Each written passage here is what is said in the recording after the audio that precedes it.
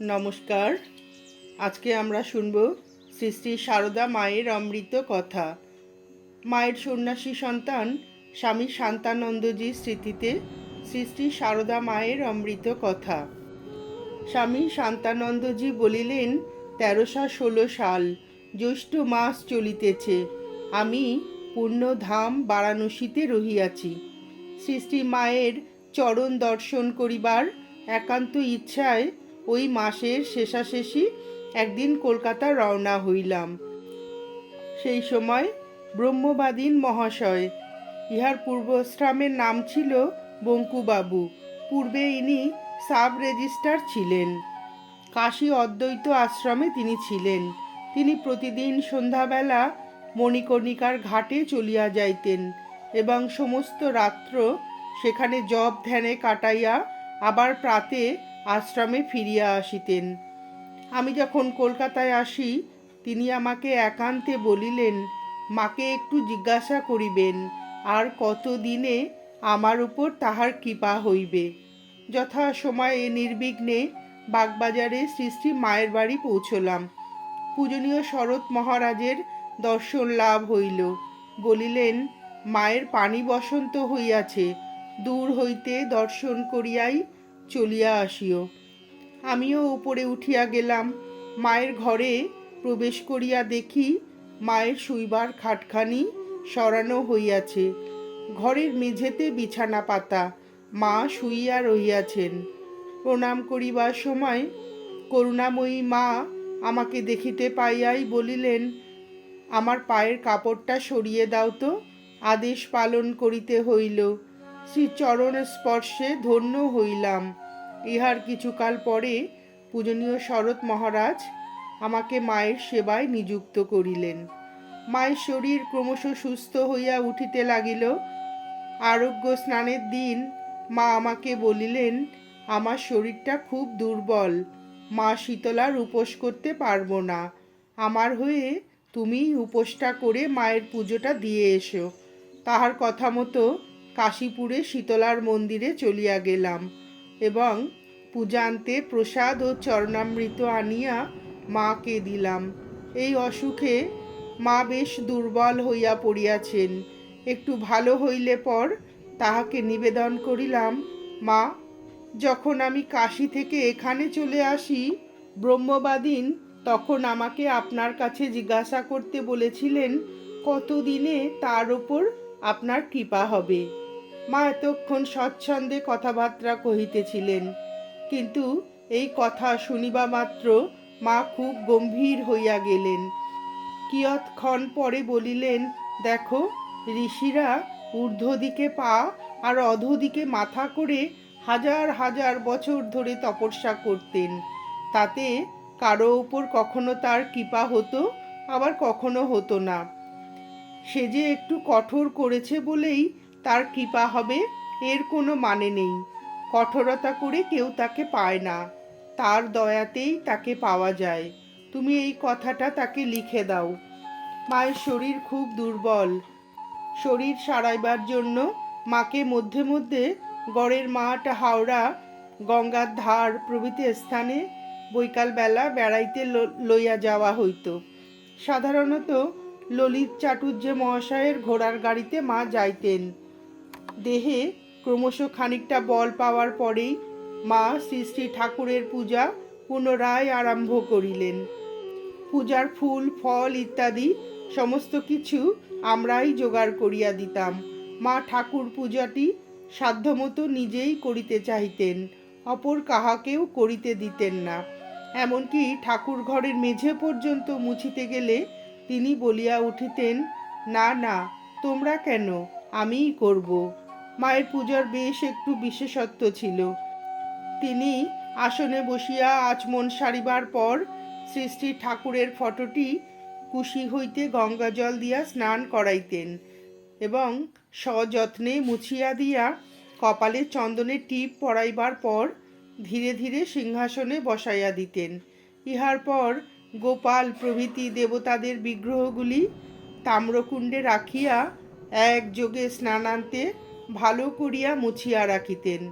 ক্রমে ঠাকুরকে অর্ঘ্য ও পুষ্পাদিতে সাজাইবার পর নৈবেদ্য নিবেদন করিয়া মাও ধ্যানস্থা হইতেন। প্রায় ঘণ্টাখানেক এই অবস্থাতেই কাটিয়া যাইত। কেহ গা টিপিয়া দিলে তবে উঠিতে পারিতেন।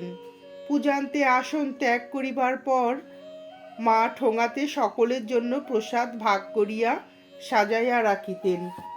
বাড়ির পাচক ও চাকরের ভাগটি একটু ভালো হইত। মা বলিতেন, ওরা সব খাটে খোটে, ওদের একটু ভালো খাওয়া দরকার। সামান্য একটু প্রসাদ খাইয়া মা চলিতেন গঙ্গা স্নানে, সঙ্গে গোলাপ মা প্রভৃতি। ঘণ্টাখানেকের মধ্যে স্নানাদি সারিয়া প্রত্যাবর্তন করিতেন। ওই সময় গোলাপ মা পরের দিনের পুজোর জন্য ছোট এক ঘড়া গঙ্গা জল আনিতেন। গঙ্গা হইতে ফিরিয়া মা দ্বীপ প্রহরে ঠাকুরের ভোগের জন্য নিয়মিত পান সাজিতে বসিতেন। ভোগ রান্না হইয়া গেলে মা নিজেই ঠাকুরের ঘরে নিবেদন করিতেন। সিঁড়ি দিয়ে উঠিয়ে ডান দিকের বড় ঘরে আমরা সকলে প্রসাদ পাইতাম। মা মেয়ে ভক্তদের সহিত ঠাকুরের ঘরের পাশের প্রকোষ্ঠে বসিতেন। আহারান্তে খানিকক্ষণ বিশ্রামের পর মায়ের নিত্য কর্ম ছিল কাপড় কাচিয়া বেলা 4টার সময় ঠাকুর তোলা। শনি মঙ্গলবারে বৈকালে 5টা হইতে 6টা পর্যন্ত ভক্তদের দর্শনের জন্য মা খাটের উপর বসিয়া থাকিতেন, পা দুটি ঝুলানো, সর্বাঙ্গ চাদর আবৃত। ভক্তেরা একে একে মাকে প্রণাম করিয়া বাহিরে চলিয়া যাইতেন। যদি কাহারও বিশেষ বক্তব্য বা জিজ্ঞাসা কিছু থাকিত, তবে তিনি শেষ ভাগে প্রণাম করিয়া মায়ের সহিত কথাবার্তা কহিতেন। আগত প্রত্যেককেই কিছু প্রসাদ দেওয়া মায়ের আদেশ ছিল। একদিন প্রসাদ কম পড়িয়া গেলে আমি বলিয়াছিলাম, প্রসাদ তো একটু একটু খেলেই হবে। মা আমার কথা শুনিবা মাত্র উত্তর করিলেন, না না, তুমি বাজার থেকে মিষ্টি কিনে নিয়ে এসো, আমি ঠাকুরকে নিবেদন করে দেব। আগে খেলে দিলে তবে তো টান হবে, ভক্তি হবে। এবার এখানে আমরা সৃষ্টি মায়ের কয়েকটি ভ্রমণের কথা জানব। 1361 সালের 3রা ভাদ্র বৃহস্পতিবার মা ললিতবাবুর গাড়িতে গড়ের মাঠের দিকে বেড়াইতে গিয়েছিলেন। সঙ্গে ছিলেন মায়ের কয়েকজন আত্মীয়া ও গোলাপ মা। ফিরিতে রাত 7:30 বাজিয়া গিয়াছিল। দুদিন পরে শনিবার অপরাহ্নে কাকুরগাছি যোগোদ্যানের অধ্যক্ষ যোগ বিনোদ স্বামীর একান্ত ইচ্ছা ও উৎসাহে মা যোগোদ্যান দর্শন করিতে যান। ললিতবাবুর গাড়ি এবং আরও কয়েকখানি গাড়ি ছিল। যোগীন মা, গোলাপ মা এবং মায়ের আত্মীয়রা সঙ্গে ছিলেন। সাধুদের মধ্যে আমি এবং আরও 2-1 জন ছিলেন মনে পড়ে। পৌঁছাইতেই 1 ঘণ্টা লাগিয়া গেল। যোগোদ্যানে যোগ বিনোদ স্বামী এবং আরও অনেক ভক্ত মায়ের জন্য অপেক্ষা করিতেছিলেন। মা ভক্তদের সম্মুখে অবগুণ্ঠানাবৃত থাকিলেও যোগ বিনোদ স্বামীর নিকট ঘোমটা দিতেন না। প্রথমেই ঠাকুর ঘরে যাইলেন। শ্রী শ্রী ঠাকুরের দর্শন ও প্রণামাদি সারিয়া মন্দির সংলগ্ন বাগানখানি পরিদর্শনান্তে ঠাকুর ঘরের পূর্ব দিকস্থ দ্বিতল বাড়িটির উপরের ঘরটিতে বসিলেন। স্ত্রী পুরুষ সমস্ত ভক্তেরা মাকে প্রণাম করিলেন। কিঞ্চিত জলযোগ ও বিশ্রাম করিয়া রাত 7:30 উদ্বোধনের বাড়িতে মা ফিরিয়া আসেন। পরবর্তী শনিবারে 12ই ভাদ্র 1316 সাল মা বৈকালে মায়ের কয়েকটি আত্মীয় ও গোলাপ মা সমব্যী ব্যবহারে ললিতবাবুর গাড়িতে প্রথমে শ্রী শ্রী পরেশনাথের মন্দির অভিমুখে গমন করিলেন। অনন্তর মন্দির দর্শনার্থে সেখানকার পুষ্করিণীর লাল মাছগুলির খেলা দেখিয়া মা পুলকিত চিত্তে বলিতে লাগিলেন, দেখো মাছগুলি কেমন আনন্দে খেলছে। মন্দিরের পাশে সুন্দর বাগানটি দর্শন করে মা আনন্দ প্রকাশ করিতে লাগিলেন। এখান থেকে পুনরায় যাত্রা করা হইল। গাড়ি সার্কুলার রোড, মেছুয়া বাজার স্ট্রিট ধরিয়া চলিয়া অবশেষে আসিল হাওড়ার পুলে।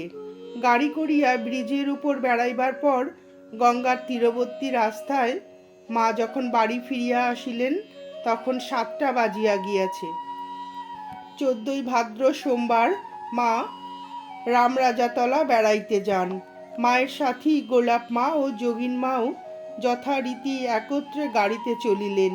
তবে সেই দিন সঙ্গের লোকজন বেশি হওয়ায় আরও কয়েকটি ঘোড়ার গাড়ি ভাড়া করা হয়। হাওড়ার পুল কুরুট পার হইয়া 4টেয় নির্বিঘ্নে রামরাজাতলায় পৌঁছানো গেল। আধ ঘন্টার মধ্যেই মা দর্শনাদি শেষ করিয়া ঠাকুর দেখিয়া খুব আনন্দ প্রকাশ করিতে লাগিলেন। অবশেষে বেলা 5টার সময় শ্রী শ্রী ঠাকুরের ভক্ত শ্রী নবগোপাল ঘোষের রামকৃষ্ণপুরস্থিত বাটিতে উপস্থিত হইলেন। মা ঠাকুর ঘরে যাইয়া বসিলেন। অতঃপর নবগোপাল বাবুর স্ত্রীর ইচ্ছা বুঝিয়া বাটিতে শ্রী শ্রী ঠাকুরের উৎসব করিবার সম্মতি দিলেন। ওখানে সেদিন মায়ের খাওয়ার ব্যবস্থা হইয়াছিল। আহারাদি সমাপান্তে ফিরিবার জন্য রওনা হইয়া রাত্রি 9টার সময় মা বাগবাজারে পৌঁছালেন। সে বৎসর জন্মাষ্টমী পড়েছিল 21শে ভাদ্র। ওই দিন মা কাকুরগাছি যোগোদ্যানে শ্রী শ্রী ঠাকুরের নিত্য আবির্ভাব উৎসব দেখিতে গিয়াছিলেন। যোগেন মা, গোলাপ মা, মায়ের কয়েকজন আত্মীয়া এবং আরও কয়েকজন সাধু সঙ্গে ছিলেন। উদ্বোধন হইতে বেলা 2:15টার সময় বাহির হইয়া 1 ঘণ্টা পরে কাকুরগাছিতে উপস্থিত হইলেন। শ্রী শ্রী ঠাকুরের দর্শন ও প্রণামাদি সারিয়া মন্দির সন্নিহিত বাগানটি পরিদর্শন করে মা ঠাকুর ঘরের পিছনের বাড়িটির দোতলার ঘরটিতে বিশ্রাম করিতে লাগিলেন। উৎসব উপলক্ষে বহু ভক্ত এবং লোকজনের সমাবেশ হইয়াছিল। উপস্থিত অনেক পুরুষ ও স্ত্রী ভক্তরা মাকে দর্শন করিলেন। সেদিন বেশ বৃষ্টি পড়ায় আশ্রমের ভিতরে রাস্তাটিতে যেমন কাদা তেমনি পিছল হইয়াছিল। মায়ের ঐরূপ কর্দমাক্ত পিচ্ছিল পথে হাঁটিতে অসুবিধা হইবে ভাবিয়া একজন অল্প বয়স্ক সন্ন্যাসী সন্তান মাকে সাহায্য করিতে ধরিবে কিনা জিজ্ঞাসা করায় মা শশব্যস্ত হইয়া উত্তর করিলেন, না না না, এমনিতেই যেতে পারবো, ধরবার কোনো দরকার নেই।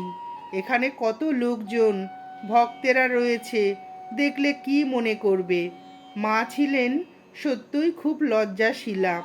কোনো অল্প বয়স্ক সন্ন্যাসী সন্তানও হাত ধরিয়া সাহায্য করিবে, ইহাও তাহার মনোমত হইত না। এমনও দেখা যাইত কোনো ভক্ত বা আশ্রিত ব্যক্তি হয়তো তাহাকে দেবার উদ্দেশ্যে পুষ্পমাল্য লইয়া আসিয়াছেন। মা কিন্তু তাহার নিকট হইতে মালাকালি গ্রহণ করিয়া স্বহস্তে নিজের গলায় পরিতেন। নমস্কার, আজ এ পর্যন্তই। শ্রী শ্রী মায়ের সন্ন্যাসী সন্তান স্বামী শান্তানন্দজির স্মৃতিতে শ্রী শ্রী মায়ের এই মধুর অমৃত কথা শুনে আপনাদের ভিডিওটি কেমন লাগলো জানাবেন। ঠাকুর ও মায়ের আশীর্বাদ আপনাদের সকলের মাথার ওপর অঝোর ধারায় বর্ষিত হোক, এই প্রার্থনা করে ভিডিওটি শেষ করছি।